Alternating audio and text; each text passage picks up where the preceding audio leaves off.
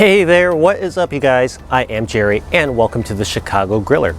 Are you looking to build big and bold flavors at your next backyard barbecue, but all you have is a little gas grill like this Weber Q?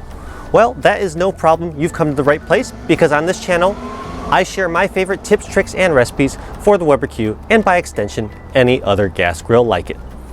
You're going to want to crank up your gas and fire up your grills because today I have a special fall treat for you. I'm going to show you how to grill up an apple Dijon glazed pork tenderloin. You're not going to want to miss this, so stay tuned.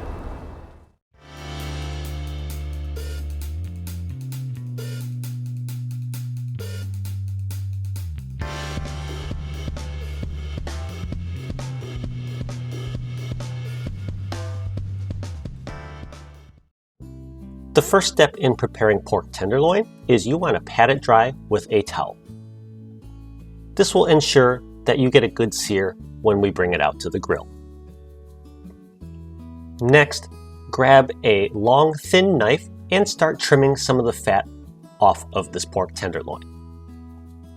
Now, pork tenderloin is considered an extra lean meat, like chicken breast, but it's still a good idea to remove these fatty and stringy bits.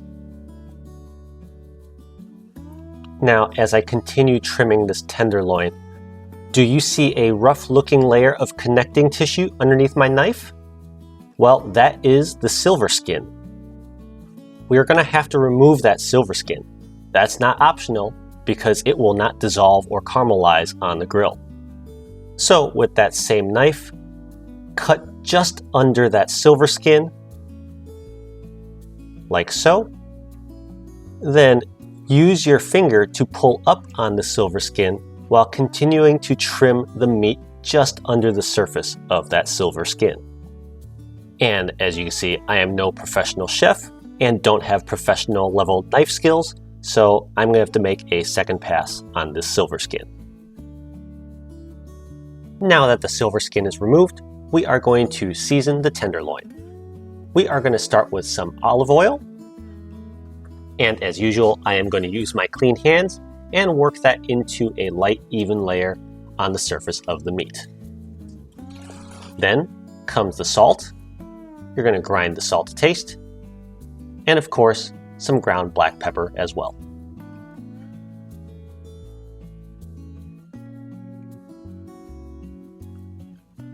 And you all have heard this many times before. What you do on one side, you need to do to the other side as well. Now, this is the part where I usually say we're ready for the grill, but in this case, we are not quite there yet. And if you look here, you'll notice that this end of the tenderloin is thinner than the other one. So we need to fold it over to even it out so that it cooks evenly. To do this, I'm going to just grab a toothpick or two and just pin the thin end together so that it's the same thickness as the other end of the tenderloin. Just remember that the toothpicks are in there when you carve into this tenderloin when you're done cooking. Anyways, now we are ready for the grill. So out here on my front deck today, I have my Weber Q preheated to medium. And that's quite the impressive howl from my live house alarm. I'll check on that later because I got some pork to cook up. So on the grill, this pork tenderloin goes. We are just giving this a sear, 2 minutes on each side. So after a quick 2 minutes, I'm gonna open the lid and give this tenderloin a flip. And okay, so there's all sorts of banging going on outside, but like I said, I got some pork tenderloin to grill. So turn that over. This all looks pretty good. Good sear marks on that first side. So shut the lid and sear the second side for 2 minutes as well. And now, 4 minutes of total grilling time have elapsed.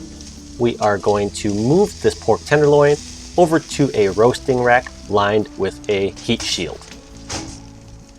And there we go. We are going to roast this tenderloin at 350 degrees Fahrenheit for approximately 40 minutes. And as you see, I'm also smoking this tenderloin with some wood chips in a tinfoil pouch.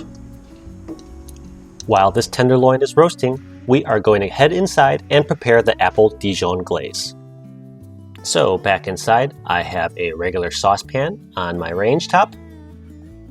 And to the saucepan, I'm going to start with 2 tablespoons of butter. And as it slowly melts down, I'm going to add a tablespoon of cornstarch,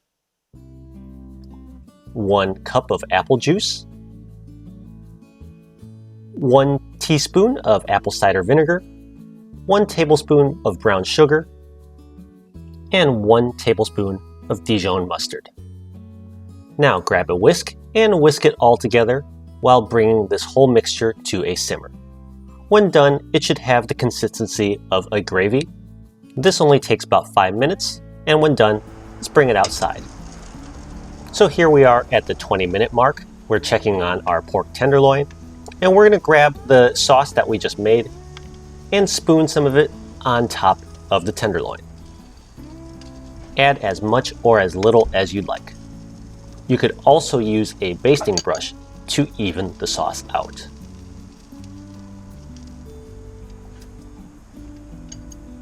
And once you're satisfied there, of course, as usual, turn the tenderloin over and repeat on the other side.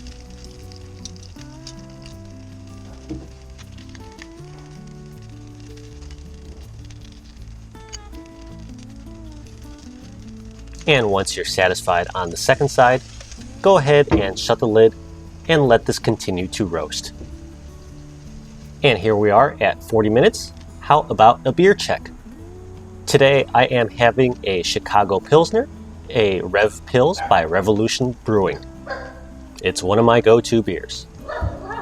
But let's also check the temperature of our pork tenderloin.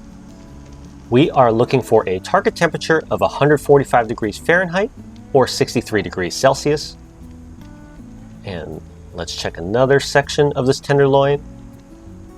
Perfect. So it's time to get this off the grill.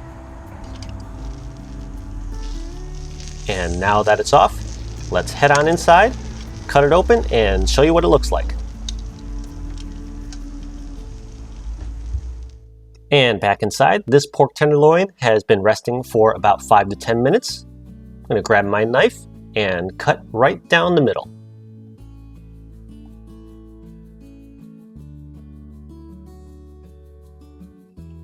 And check out the juices running out of this tenderloin. Who said extra lean meat has to be dry and tasteless? I guess there's a reason why this is called tenderloin. Anyways, let's get a second slice here.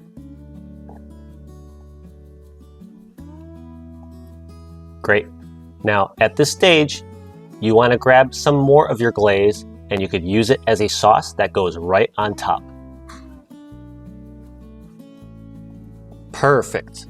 So there you have it, apple Dijon glazed pork tenderloin made on a Weber Q. And let's have another look at it.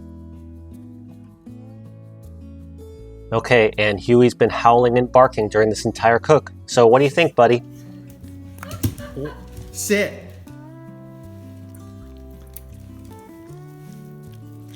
I think he liked it. Okay folks, so that was my recipe for grilled pork tenderloin. I think it's a perfect dish for any fall or holiday gathering that you have coming up, or something that you can just throw into your weekly rotation. Let me know in the comment section down below if you plan on trying out this recipe. Anyways, as always, if you enjoyed this video, definitely hit that like button and consider subscribing. Thank you very much as always for watching today. Stay safe, and I'll see you all again next time. Bye now.